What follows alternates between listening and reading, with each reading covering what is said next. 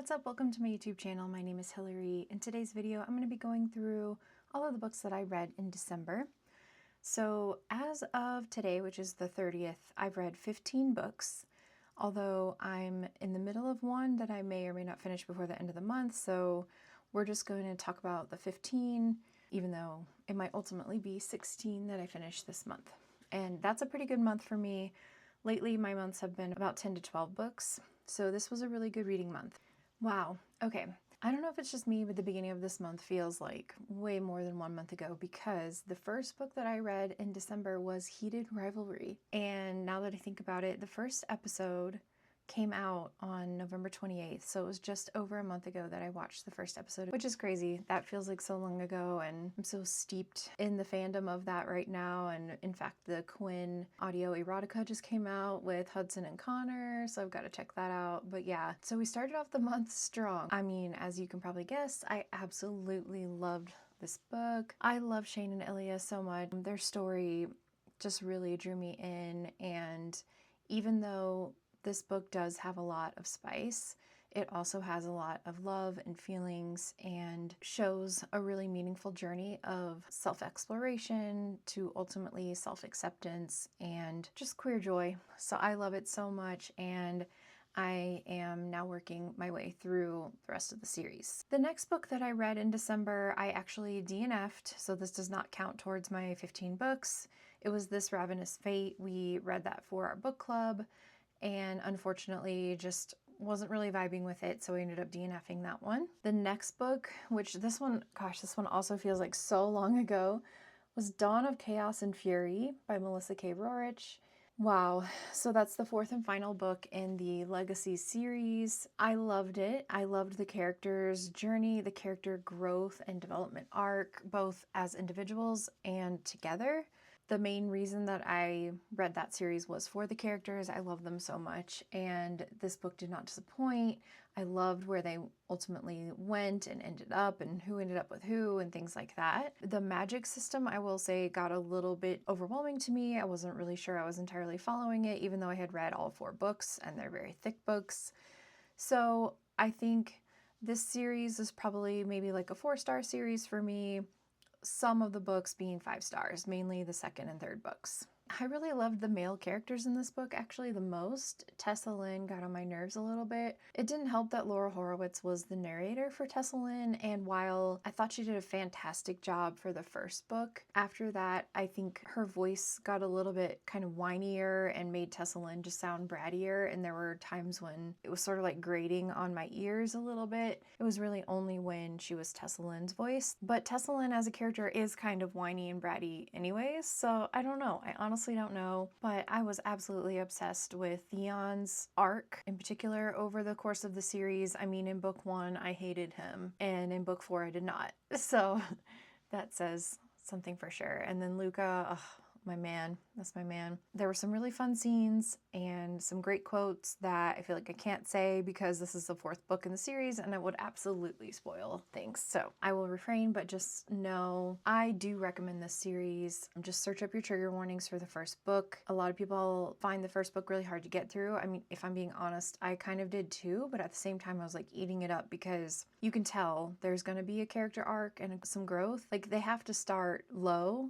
to be able to grow from there and become characters that we love. And Melissa K. Roehrich uses a lot of words and a lot of pages to show that over time. So go check out that series if you're into dark fantasy romance. Next, I got into some holiday romances. I read Lovelight Farms by B.K. Borison. This was really cute. I wouldn't say it's one of my absolute favorite holiday romances, especially after some I'm going to talk about in a minute, but it was cute and I would say it's worth giving it a shot. It's about a woman who owns a tree farm, struggling financially to keep the tree farm going. And so she enters this contest to try to win some money to keep the farm afloat. And in her application lies and said that she runs the farm with her boyfriend, but she doesn't actually have a boyfriend. So she asks her best friend, Luca, another Luca, to pretend to be her boyfriend for this competition. And it kind of goes from there. They've been friends for a long time, so it's a friends to fake dating to lovers situation. So it was very sweet. I will say the third act breakup really pissed me off. So Thankfully, they were able to kind of bring it back and recover from that for me to still enjoy the book overall, but it was pretty infuriating. It was like one character was saying, "This is how I feel about you," and the other character was saying, "No, I don't believe you. I don't think that you actually feel that way." So that kind of thing just really drives me crazy, but overall very cute. Then I read a novella called American Christmas by Adriana Herrera. I found out after reading this book that it's actually a novella in between two books in a series. I had not read that series, so these are definitely characters that I was not super familiar with, but even with that, I was able to really enjoy this. I thought it was pretty special. It was two immigrants who had come to the US, and it was their first Christmas as citizens, and they really wanted to make it special for each other, so much so that they maybe went a little overboard or maybe didn't check in with the other person to make sure that their gifts weren't going to be a conflict for the other person. It was very sweet. Even though it was only 92 pages, I could really feel the love between these two characters. I thought their love was beautiful, and the fact that they just wanted to make each other happy was also beautiful, even though it was in a little bit of a misguided way. Next, I read Road to Tender Hearts by Annie Hartnett. I don't read a ton of literary fiction, and so I love it when I come upon a literary fiction book that I actually do love, and that it is something that I keep thinking about even days or weeks later. I also had the privilege of joining the book club meeting for this, where they had the author join us and talk, and we got to ask her questions, and I loved hearing where she got her inspiration for this book. It was sort of a few different things that she pulled from, including her own pretty crazy experience, hearing her talk about the characters, but then also hearing everyone else react to the characters, because so PJ was our main character in this book. I feel like people either loved or hated PJ. They're like, "Are you kidding me? A 63-year-old man who can't even take care of himself and who everyone around him coddles him," to like, "Oh, I thought about him as like my loving grandfather. And his stories were a little crazy, but yeah, he's so loving. I love him so much." So it's kind of one of those things where he's a pretty polarizing character. But in general, this is about PJ, who is 63. He's divorced, but still best friends with his ex-wife and her current boyfriend. His daughter died quite a few years ago, but he is still mourning the loss of her. And that has kind of made him very sensitive to sad news. And he goes over to his ex-wife's house every morning for breakfast, and she gives him the newspaper, and she has gone through and cut out any stories that might upset him. So this is where some people were like, "Are you kidding me?" But his ex-wife tells him that they are going on a trip to Alaska and they're going to be gone for a while, and they didn't invite him. So he's going to be in town at home alone without them for, I think, seemed like the first time maybe ever. On the side, in the same town, these two children very tragically lose their parents and are placed with their next of kin, which happens to be PJ, because I believe he's the brother of their uncle or something like that. I forget what the exact connection is. And so he ends up taking these kids into his care, and they end up going on this road trip because he wants to go find his childhood girlfriend, Michelle, who's living at an assisted living facility. And so they drive to find Michelle so that he can rekindle with her. And as you can imagine, a lot of crazy antics happen from their home to the time they get to the assisted living facility, and it ends up not really being about him pursuing Michelle after all. This was very sad, but it was also very heartwarming. In the end, felt hopeful. I do think, this is the definition of found family, right? But also characters just trying to figure out how to cope, doing their best in a horrible situation, and trying to find others to experience some joy with. So I definitely recommend checking out The Road to Tender Hearts. The next book that I read was Awakened by AE Osworth. This was for another book club. This was about a coven of trans witches living in New York City who battle an AI bot that's trying to take over the city. I had some mixed feelings about this one. I loved the coven and the characters and kind of their story of finding each other. I didn't love the story about the AI bot or the way that the AI was portrayed as the kind of main villain. I thought it could have been more effective as like a cozy fantasy and just focused on the coven and not on the AI part. So I thought it was pretty good. Like I said, there were several things that I did like about it and just a few that I didn't. The next next one that I read was Good Spirits by B.K. Borison. She knows how to write a holiday romance. I mean, we gotta give it to her. I actually ended up loving this. I thought it was so cute and so sweet, and was about a lot more than I expected it to be. So it starts out, I want to say Margaret. I'm going to call her Margaret. I'm so sorry if that's not actually her name. Margaret is an antique shop owner, and she is home for the evening, and a man appears in her living room, and it turns out he is one of the ghosts of Christmas past. There are multiple. His name is Nolan, so he tells her he is here for her reckoning and that he's going to be taking her through past memories so that she can see, you know, what kind of life she's led and ultimately change her ways. He's used to being sent to do this for kind of horrible people who have really bad pasts, and their memories are pretty blatantly, obviously bad. So he starts to take her through some of her memories and starts to wonder, why was I sent to her? Because this isn't seeming that bad. And ultimately, we ended up learning a lot about both characters, I would say. We learned a lot about her past and her family, her history. She was very lonely and felt that no one in her life truly loved her, even the people who were supposed to, like her family. And a lot of that drove her insecurities and her reasons for making certain decisions and things like that. Now, Nolan had been a ghost of Christmas past for over 100 years, but at a certain point, they actually started going back to his past. And he doesn't understand why. But there is a reason that they were brought together and that they are connected. That's foreshadowed pretty early on, and we ultimately do learn why their paths have connected. I thought this went a lot deeper than a typical holiday romance does. Like I said, we learned a lot about both of the characters, and then we're able to kind of see how they might fit together and why they might fit together, right? And so I thought this was very cute, very sweet. If you didn't read it this Christmas or this holiday season, go ahead and pick it up next year for the holiday season. Definitely recommend. Next, I read the Once Upon a Broken Heart trilogy. So I'm going to talk about all three together because I really can only talk about the first book. I don't want to give any spoilers by saying what happens in the second or third book. I will just say this was so cute. This is very much giving fairy tale vibes. Our main character is Angeline. She wears her heart on her sleeve. She's kind of a softer main character, but still strong in her own ways. She truly, truly believes in love. And in the beginning, she finds out that the man she loves has been promised to marry another woman, and she wants to stop the wedding. So she goes to one of the fates and makes a bargain to stop the wedding. In exchange for stopping the wedding, Jax wants 3 kisses from her.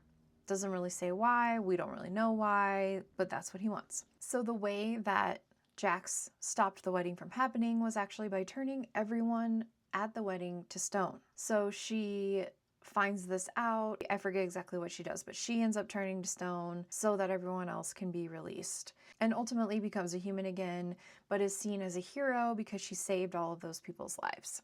Because she's seen as a hero, she is now kind of seen as someone a lot of people are interested in, and is even getting offers for suitors or people who want to marry her.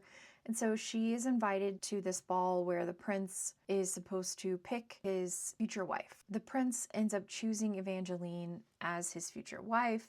She thinks that he might be under some kind of love spell because it's not making sense to her why he would pick her and all of this. I'm not going to give too many more details about what happens in the first book, but there's a lot of kind of antics and betrayals and bargains back and forth and hidden intentions. I liked it, and then I went straight into book 2, which I absolutely loved. The first book was pretty good, second book, great. And the way that it ended on such a traumatic, heartbreaking cliffhanger that then I immediately went into the third book. There were some parts of the third book where I thought it was dragging a little bit, or was kind of wondering why we were bringing certain characters back in and, you know, why they were such a big part of the story still. So the third book was not my favorite, but book 2 was incredible. And overall, each of these books are pretty short, a pretty easy read, and I really enjoyed this trilogy. Next, I picked up another holiday romance, Most Wonderful Crime of the Year. I have a full reading vlog on that, but this was so much fun. I actually ended up loving this,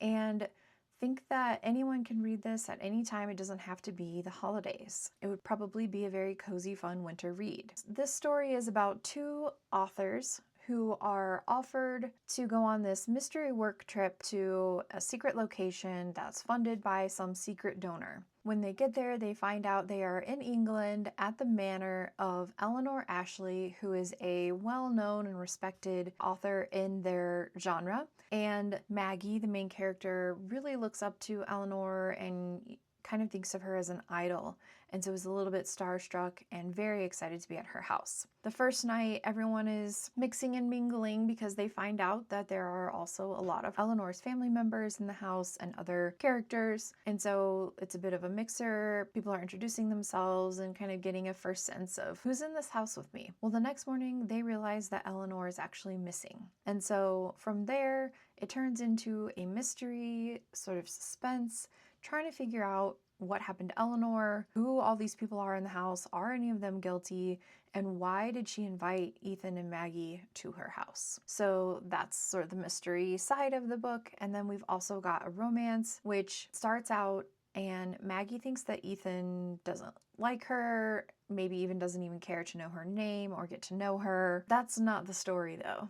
You learn more about his side of things, but don't you worry, that is not the case. He does care about her, he does want to know her, and the romance is actually very cute. He falls first and he falls pretty hard. So this was an all-around really fun time, and I definitely recommend it. Next, I read Holly by Adalyn Grace, which is a novella that goes at the end of the Belladonna trilogy. So this was a holiday-themed novella where all of the characters are preparing for the holidays and picking out the perfect gifts for each other when Signa realizes that there are some spirits haunting Blythe and Arius's new manor. Arius is not happy that there are spirits there. In fact, they picked the land where they purchased their property to try to avoid spirits, and Signa is now tasked with finding out why are they there, what's their unfinished business, and how can she maybe help them cross over.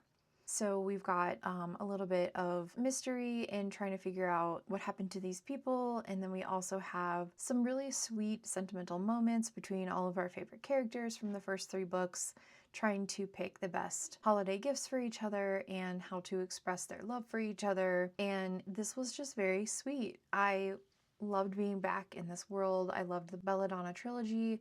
I thought it was so unique and interesting. The narrator is the same as the first 3 books, and she does a fantastic job with all of the voices. And so this was a really fun holiday read, and I loved that there was a holiday fantasy, not super spicy option to read. So if you read the Belladonna trilogy, I definitely recommend checking it out. If you can read it during the holidays, it'll probably be even better, but if not, it will still be really fun. Whew, okay, we're getting there. I think we have 3 more. I have no idea at this point.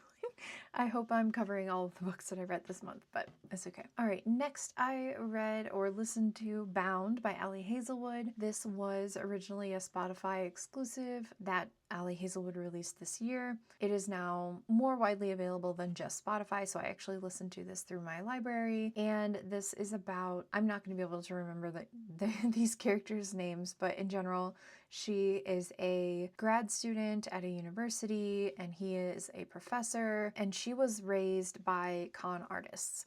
So her parents taught her a lot of things about how to forge documents, forge art prints, forge manuscripts, things like that. And so the professor actually wants her help in forging a manuscript of some kind, and there's a lot of mystery around it because she can't figure out who this was originally done by. And we've got sort of a crooked dealer involved who wants the manuscript for malicious purposes. We do get a little bit of a mystery happening here, and then we also of course have a romance between the 2 main characters. It was a little bit different from other Ali Hazelwood. Like, a lot of her main characters are very quirky. This character I felt like was a little bit less quirky. I really enjoyed it. There is a paranormal aspect to it, and this was just a fun time. I think that puts me at maybe 6 Ali Hazelwood books that I read this year, which is a lot, but that's also great. I love Ali Hazelwood. I'm an Ali Hazelwood defender for sure. love everything she writes. Next, I read Tough Guy, which is the third book in the Game Changers series, so the book after Heated Rivalry. And this was really cute. Wasn't quite as good as Heated Rivalry, although in my opinion was better than Game Changers. So this is about Ryan Price, who is a hockey player, and Fabian, who is a musician, and they actually know each other from their childhood but hadn't seen each other in so many years, end up running into each other at a drugstore and rekindling their relationship. The things that I liked about this were I liked the representation of anxiety and how anxiety can impact a lot more of your life than people realize. I liked how the two characters talked to each other, especially in sexual situations. They were very open with each other about, hey, here are some of my insecurities. The other character's like, okay, cool, here's my insecurities. Like immediately, the first time they're getting together, they're openly talking about these things, and then they find ways to work around those or address those or even make it so they're no longer insecurities. I loved that. I will say I wasn't entirely sold on why they liked each other other than attraction. Fabian was a very femme character. Ryan Price really likes femme guys. So to me, it was all kind of based on attraction. And towards the end, third act situation that was introduced was kind of their very first conflict. And I really didn't like the way that the characters handled it in that moment. And so, we got our happily ever after as can be expected, but I was sort of maybe underwhelmed by the depth of the characters and the depth of how they were able to handle that conflict. I'm still continuing. I'm currently reading the book after that, which is Common Goal, and so far loving that a lot more than I liked Tough Guy, so I have high hopes that I will still love the rest of the books in the series. The final book that I finished in December is Sisters in the Wind, which is a YA, I wouldn't say thriller, more like literary fiction suspense novel about a girl who grows up with her father but never knows who her mother is and is actually very happy with her father. He's a great father. She has a pretty good life, but her father dies from cancer.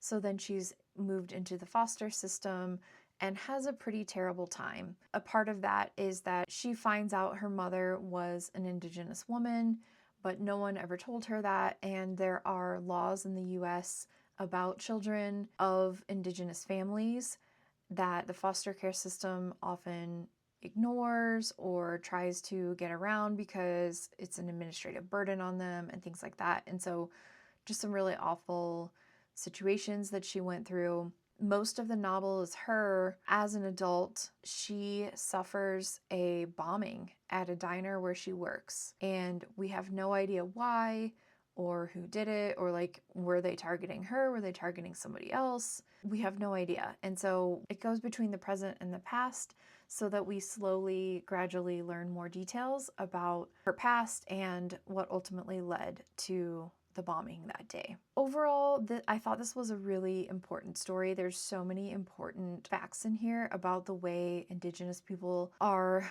treated in our country, for one, but also especially in the foster care system, and the importance of keeping Indigenous families together. However, the way the book was written was very dry, and also the narrator was also very dry.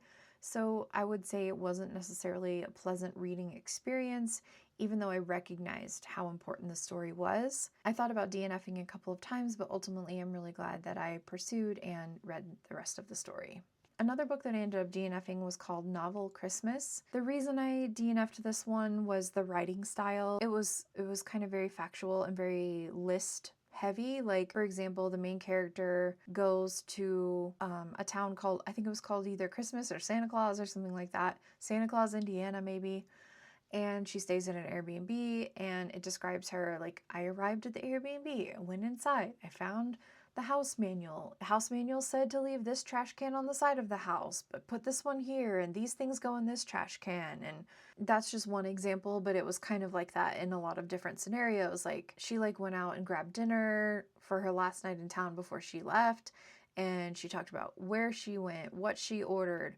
She came home, she put her Cabernet Franc in the freezer so that it would be cold by the time she was ready to eat. Then she put the food in the microwave. So that writing style just wasn't really for me. I think that this book could have a lot of potential though, so see what the synopsis is, and if you're into it, go ahead and check out that book. Now, I think I have told you all about all 15 books that I read in December and the 2 books that I DNF'd. Thank you so much for watching this video. If you've read any of the books that I talked about, let me know what your thoughts were in the comments. I'd love to hear from you. I'll be back very soon with a TBR video for January so you can get a sense of what I'm planning to read next month. If you liked this video, please give it a thumbs up and subscribe to my channel for more videos in the future. I appreciate you so much, and I'll see you in the next video. Bye!